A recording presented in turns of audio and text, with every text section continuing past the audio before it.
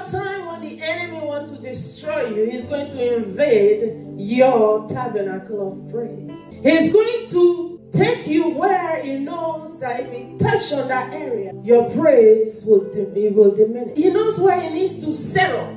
He knows where he needs to take residence. He knows what part of your life to invade. He knows what to do to bring down your praise.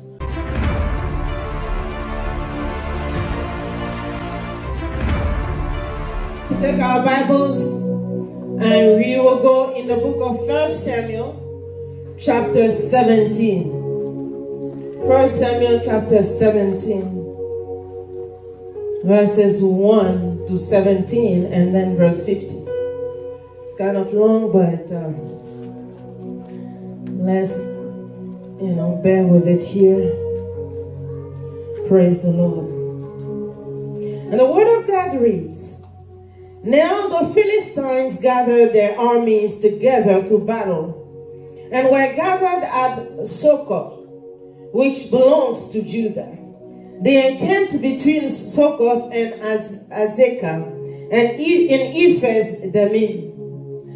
And Saul and the men of Israel were gathered together, and they encamped in the valley of Elah, and drew up in battle array against the Philistines. The Philistines stood on a mountain on one side, and Israel stood on a mountain on the other side, with a valley between them. And a champion went out from the camp of the Philistine named Goliath from Gath, whose height was 6 cubits as a span. He had a bronze helmet on his head, and he was armed with a coat of mail, and the weight of the coat was 5,000 shekels of bronze. And he had bronze armors on his legs, and a bronze javelin between his shoulders." Verse 7.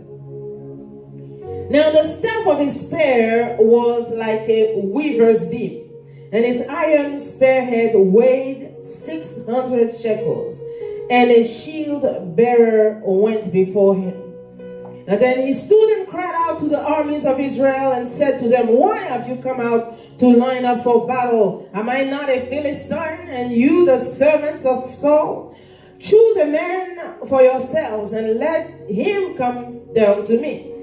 If he is able to fight with me and kill me, then we will be your servant. But if I prevail against him and kill them, then you shall be our servants and serve us." Verse 10.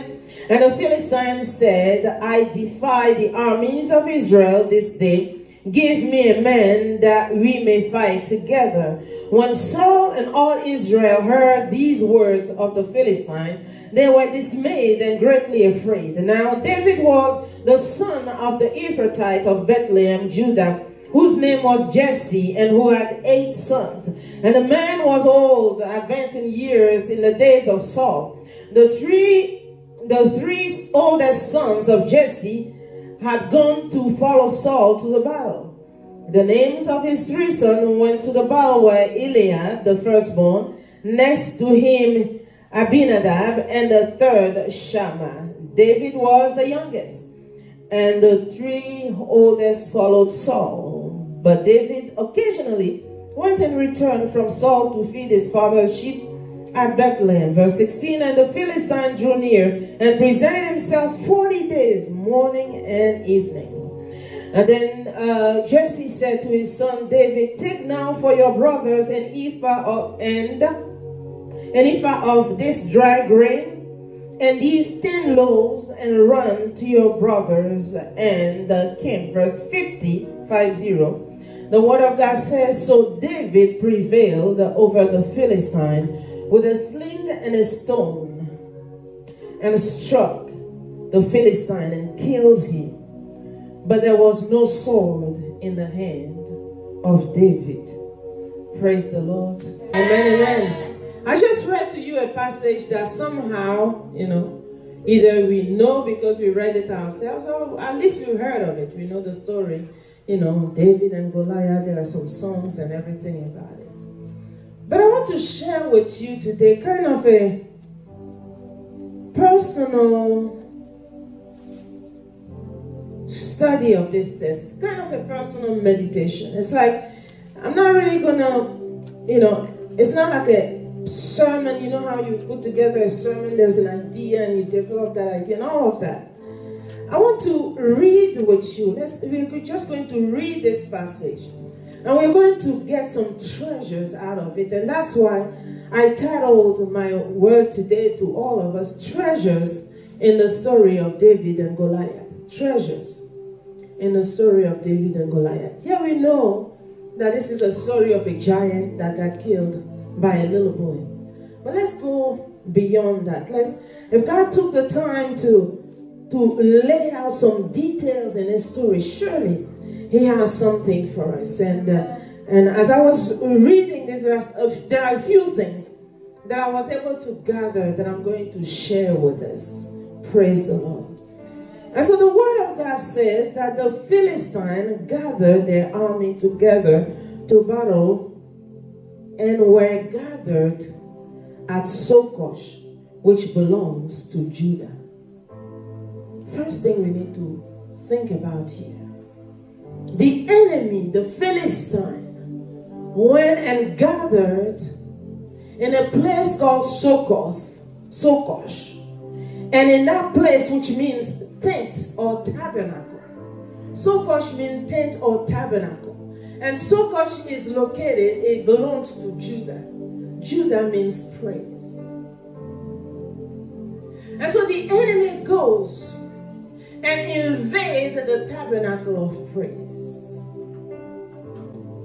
You see, a lot of time when the enemy wants to destroy you, he's going to invade your tabernacle of praise. He's going to take you where he knows that if he touches on that area, your praise will diminish. He knows where he needs to settle. He knows where he needs to take residence. He knows what part of your life to invade. He knows what to do to bring down your praise. Why specifically your praise? Because he knows that God dwells in the midst of the praises of his people. And if your praise is choked out of you, it's like God is choked out of you. If your praise is no longer existent, or if your praise is barely existent, it's like God is barely existent in your life. Because God dwells in the praises of his people. And so the Philistine understood that. So they went and took a hold of Sokosh. Or, I can't really pronounce this word, but it's Soko or Sokosh or whatever it is. But the main thing to remember here is that that word means tent or tabernacle. And the enemy always starts there. And so when you understand, when you find yourself in a position where your praise is no longer coming out, where your praise becomes heavy, know that the enemy has taken residence. And when you get to that point, that means that the enemy was already working a long time. You see, they didn't just come and take residence like that, just all of a sudden. It took steps. They had to prepare their invasion. But a lot of time, the enemy does it in a subtle manner that we don't perceive it. We don't pay attention to the fact that the enemy is at work. And when we find ourselves choking, having difficulty breathing, the enemy has already had a foothold in our lives. And we need to fight him. You see, the word of God says, they gathered at Sokosh. One day I will find, I don't know how to pronounce this word. But they gathered there, which belonged to Judah.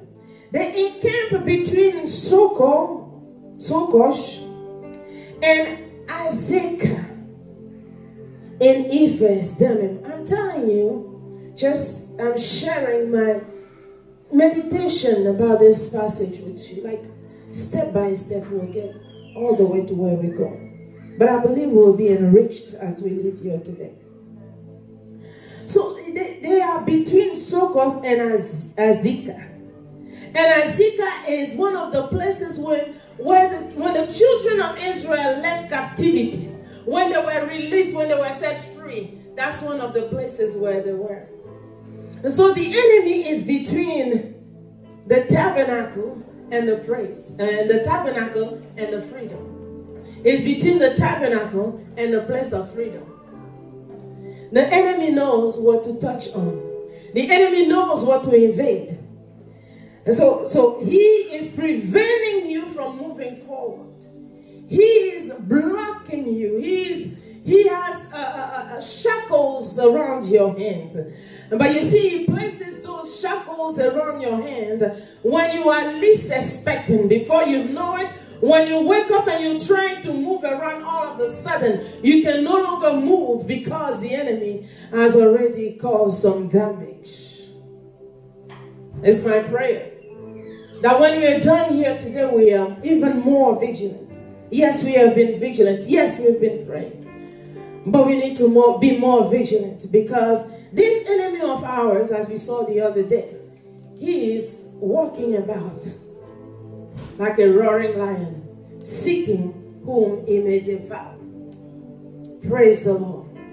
And so the word of God said that Saul and the men of Israel were gathered together. They encamped in the valley of Elah and drew up in a battle array against the Philistine. The Philistine stood, I'm reading verse 3 now, the Philistine stood on a mountain on one side, and Israel stood on a mountain on the other side, with a valley between them. With a valley between them.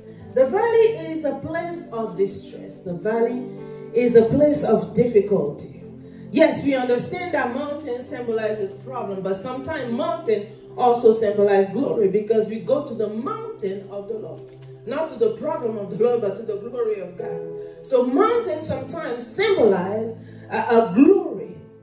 And when the Lord God calls us to go from glory to glory, the enemy wants us to see the valley that is between this moment of glory and the other moment of glory.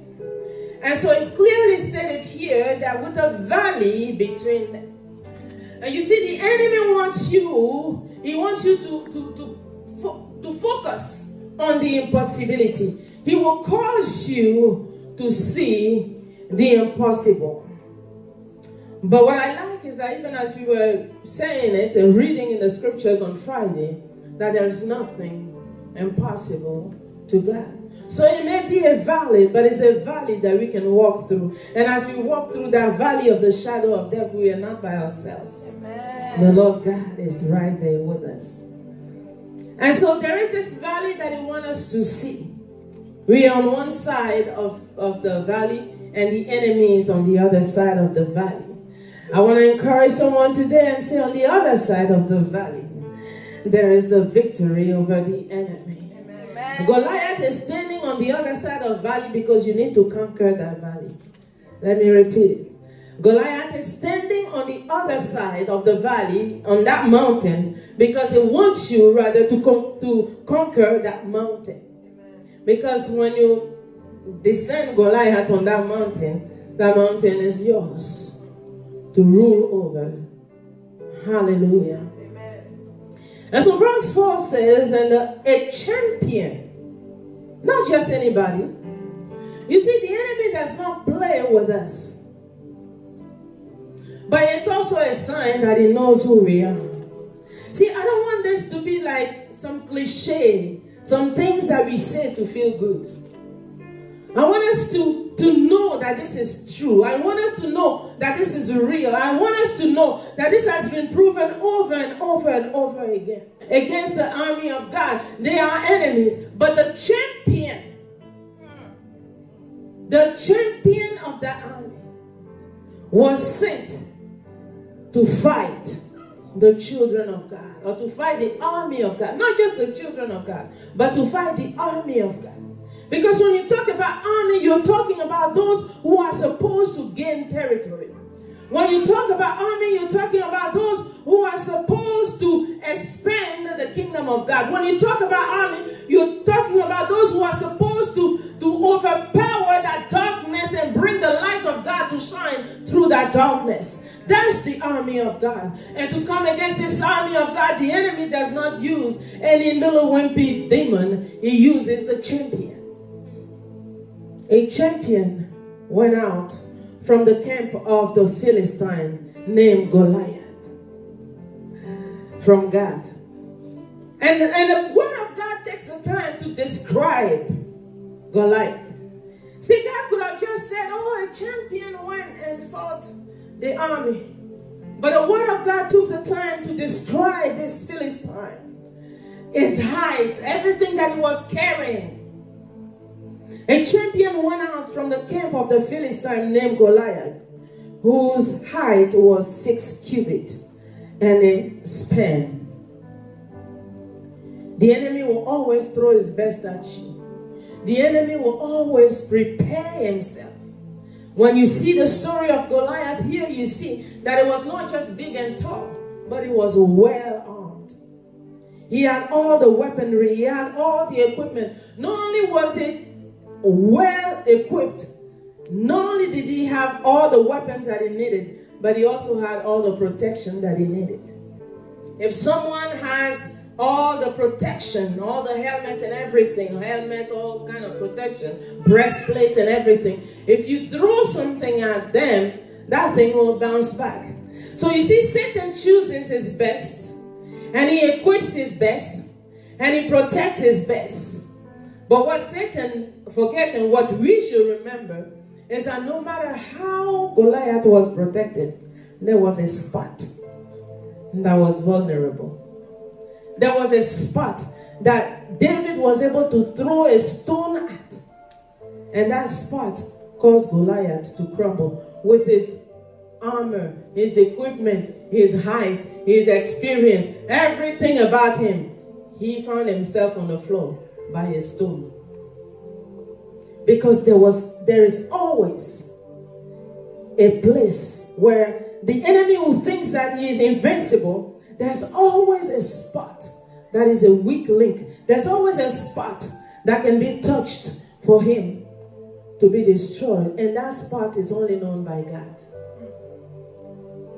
And that's why we will pray when we're done, that the Lord will give us a discernment and the strategy to touch that vulnerable place of our enemy. The word of God says, it describes Goliath, 6 cubits high and all those things. I'm going to skip over that. I read it.